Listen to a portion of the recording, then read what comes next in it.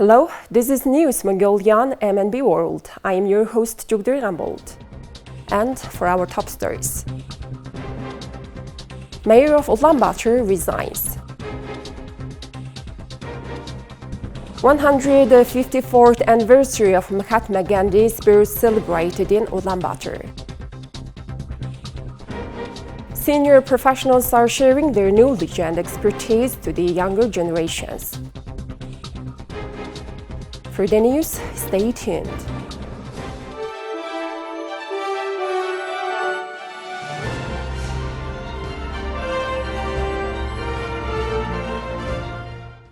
Governor of capital city and mayor of Ulaanbaatar, Ulaanbaatar, resigned from his position.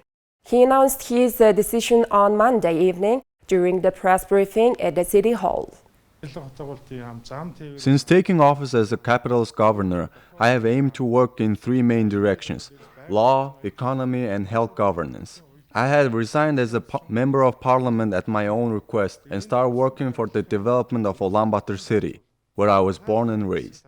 I assumed my role on October 23, 2020, with a commitment to address the issues that have been arising in Ulaanbaatar over the past 30 years. In this context, in cooperation with the parliament, the government, citizen representatives elected from Ulaanbaatar, but also those elected from local area, we joined together to establish a temporary committee for the development of Ulaanbaatar in parliament for the first time. This committee works focusing on implementing reforms within legal framework. The controversy surrounding the new green buses prominently showcased in the central square of the capital and has plunged the entire ruling Mongolian People's Party into a precarious situation. Minister Ulaanbaatar, who serves as the head of the National Committee for Traffic Congestion Issues, promptly submitted a resignation request.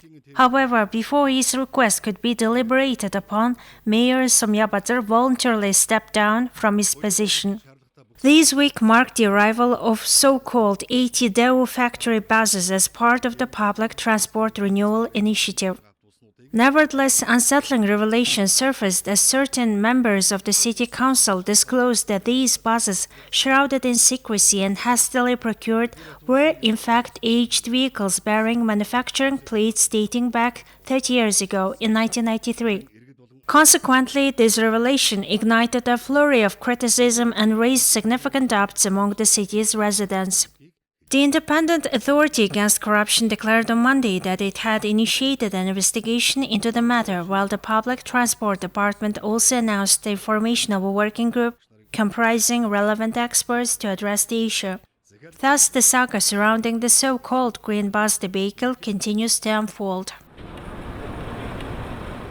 This year marks the 154th birth anniversary of Mahatma Gandhi, revered in India as the father of the nation. On October 2nd, the Embassy of India in Mongolia commemorated the occasion with the Indian community in Mongolia and Mongolian well-wishers.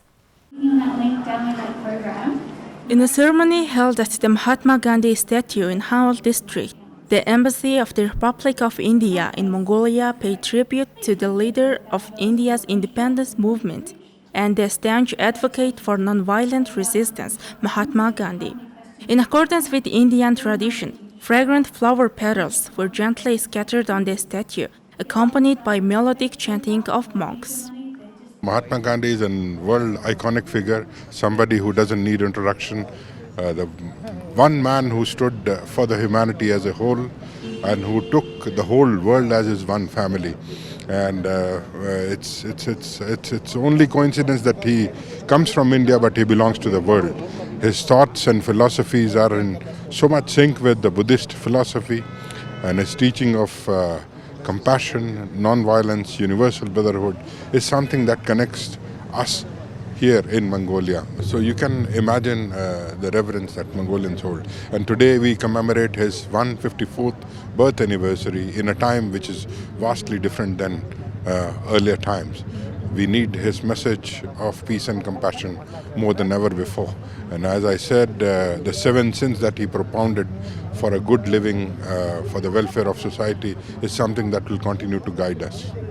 Mahatma Gandhi's unwavering pursuit of peace and independence inspired millions of Indians, ultimately leading to the attainment of independence following World War II.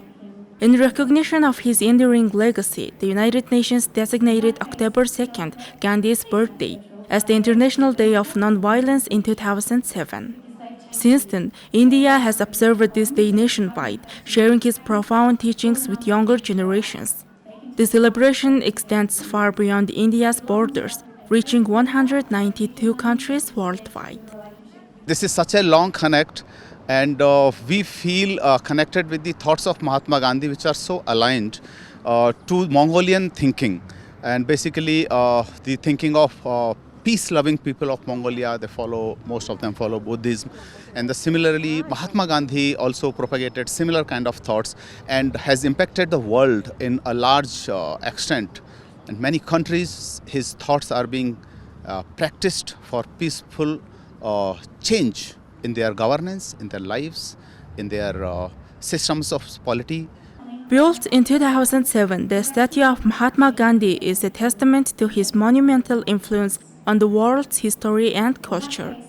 Distinguished guests attended the wreath-laying ceremony, including Inhwair, the third president of Mongolia, head priest of Gandan Monastery Chojamts, director of Rajiv Gandhi Technical College, revered monks from Gandan Dashcholang, and Betub monasteries, students from Rajiv Gandhi Technical College, and Indian expatriates residing in Mongolia. Senior professionals working in various sectors are sharing their experiences with younger professionals. Let's take a look at our next report. This is stage artist Sendayush. She graduated from the Repin Academy of Russia in 1986. In addition to working in the television industry, she trains younger specialists working in this field.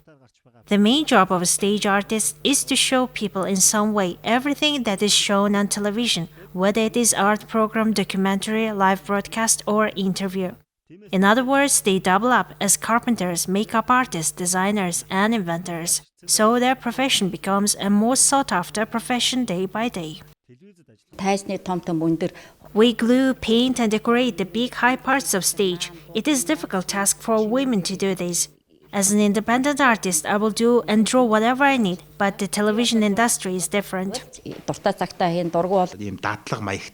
There are many internship lessons. In particular, there is a production class. In those lessons, the experienced teachers are very important. Because they have a lot of experience, they can share valuable lessons. The experience and practices of senior professionals are most sought after in the fields of television and media. Meanwhile, the knowledge of elder engineers is lacking in the construction industry as well. Technology is lost on any construction project. The consequences could be severe. Therefore, the senior professionals' experience is very important. If possible, I would prefer to incorporate senior engineers' knowledge and practice. I have a feeling that the government does not pay much attention to engaging senior professionals and experts in the labor market.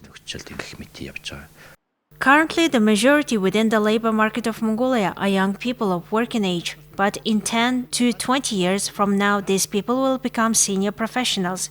There are also about 890,000 people counted outside of the active labor force, of which more than 40% are seniors. We are providing soft loans to self-employed elder citizens to start small businesses without any collateral and interest-free, but with the repayment terms. We also support senior experts engaging in training and counseling of young professionals. Work is being done to train and advise to young people who are doing the work.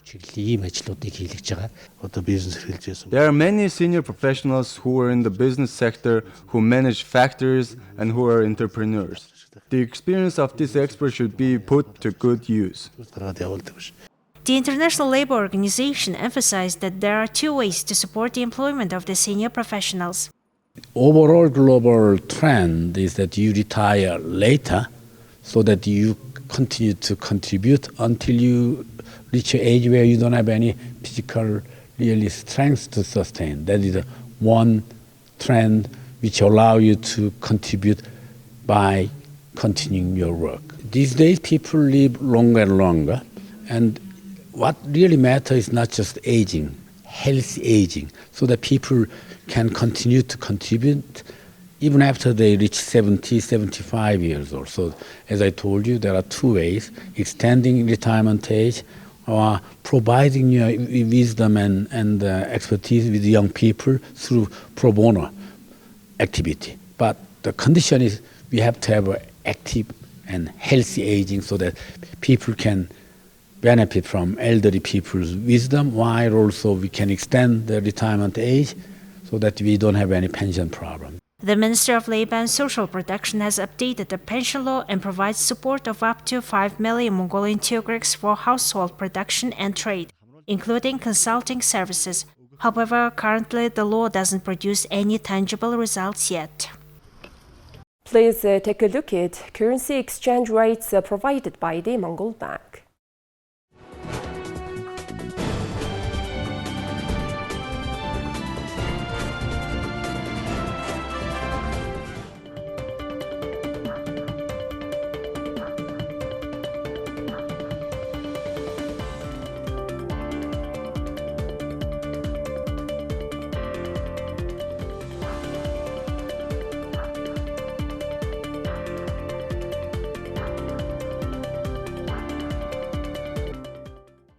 Please take a look at weather forecast for the world's major cities.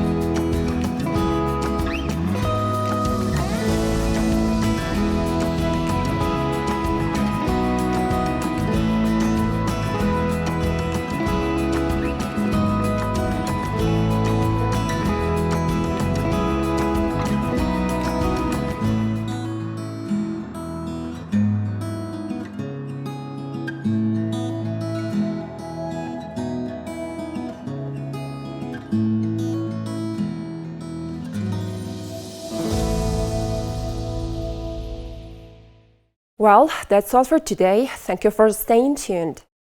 We'll see you next time with more news and updates. Have a good day.